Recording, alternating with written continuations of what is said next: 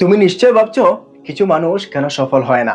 যখন চারপাশে সফল মানুষের গল্প শুনি, তাদের অর্জনগুলো দেখে, তখন মনে হয় আমরা কেন সেই সফলতার অংশ হতে পারি না। আসলে সফলতা কোনো মিথ না, তবে কিছু বাধা থাকে, কিছু অভ্যাস থাকে যা মানুষকে তাদের লক্ষ্য থেকে দূরে সরিয়ে নিয়ে যায়। আজ আমি আপনাকে এসব বিষয়গুলো খুব ভালোভাবে বুঝিয়ে দেব, যেন তুমি জানো কোনগুলো এড়িয়ে গেলে আপনি সফল হতে পারবে। ছয়টি ভাবে বিভক্ত করে এবং উদাহরণস্বরূপ আপনাদেরকে বোঝানোর চেষ্টা করব। এই ভিডিও লাস্ট পর্যন্ত আপনারা দেখতে থাকুন এবং শেয়ার করে অন্যদেরকে দেখার সুযোগ করে দিন, যাহাতে ওনারাও বুঝতে পারে সফল কিভাবে হতে হয়। নাম্বার 1, স্পষ্ট লক্ষ্য না থাকা। তুমি ভাবো, যদি তুমি জানতেই না পারো কোথায় যাচ্ছ, তাহলে সেখানে পৌঁছবে কিভাবে। মানুষ যখন সফল হওয়ার জন্য কিছু করতে চায় কিন্তু তাদের স্পষ্ট লক্ষ্য থাকে না, তখন তারা সঠিক পথে এগিয়ে যেতে পারে না। তুমি যদি জানো না তুমি কোথায় যাচ্ছ, তাহলে পথ চলা কেমন হবে। উদাহরণ, ধরো তুমি কোনো ছোট ব্যবসা শুরু করতে চাও, কিন্তু তুমি ঠিক জানো না তুমি কি বিক্রি করবে, কার জন্য করবে, কিভাবে করবে, এর ফল কি হবে। তুমি হাল ছেড়ে দেবে, কারণ কিছুই পরিষ্কার নয়। কিন্তু যাদের সঠিক লক্ষ্য থাকে, তারা না থেমে, না ক্লান্ত হয়ে আবার সফল হয়। লক্ষ্য পরিষ্কার হলে তোমার পথ সহজ হয়ে যাবে। নাম্বার 2, অদ্য ব্যবসায়ের অভাব। বেশিরভাগ মানুষ সফল হতে চাইলেও অদ্য ব্যবসায়ে বা ধৈর্য তাদের মধ্যে থাকে না। সফলতার পথ কখনো সহজ হয় না। তুমি জানো, কেবল একে একে ছোট ছোট পদক্ষেপেই বড় কিছু হয়। কিন্তু যখন সমস্যা আসে, অনেকেই হাল ছেড়ে দেয়। তাদের পক্ষে এতটুকু ধৈর্য রাখা কঠিন হয়ে যায়। উদাহরণ, ধরো তোমার ব্যবসা শুরু হয়েছে, কিন্তু প্রথম মাসেই কোনো লাভ হয়নি। এখন যদি তুমি আশা করো সবকিছু একদিনে চমৎকার হয়ে যাবে, তাহলে তুমি ভুল। কিন্তু যারা সফল হয়, তারা জানে যে পরিশ্রম এবং ধৈর্যই শেষমেশ জয় এনে দেয়। তারা জানে প্রথমে কিছুটা কষ্ট হবে, তারপরই আসবে সাফল্য। নাম্বার 3, আত্মবিশ্বাসের অভাব। আত্মবিশ্বাস এটা অনেকেরই থাকে না।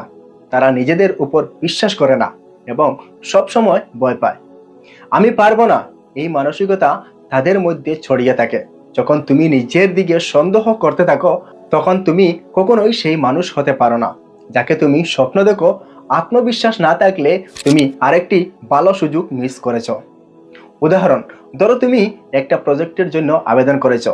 তুমি জানো তুমি কাজটা ভালোভাবে করতে পারবে, কিন্তু তুমি নিজেই বিশ্বাস করো না যে তুমি সফল হতে পারবে।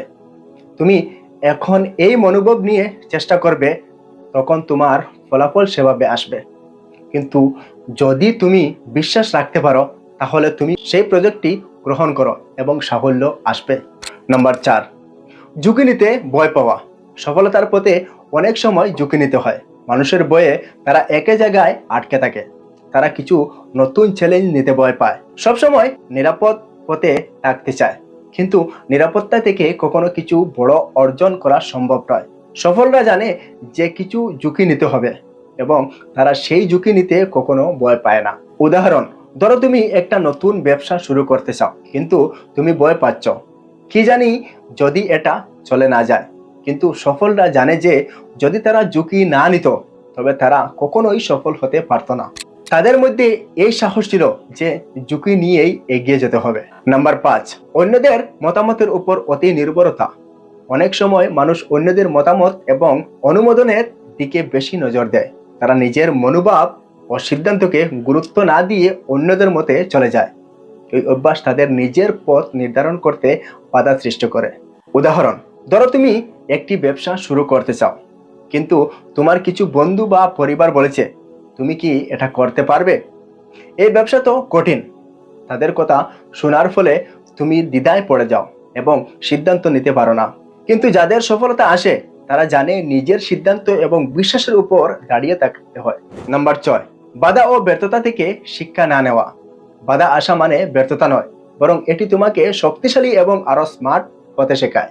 কিন্তু অনেকেই বাধা পেলে হতাশ হয়ে যায়, তারা ব্যর্থতার থেকে কিছু শেখে না। তবে যারা সফল হয়, তারা জানে প্রতিটি বাধাই একটি নতুন শিক্ষা নিয়ে আসে।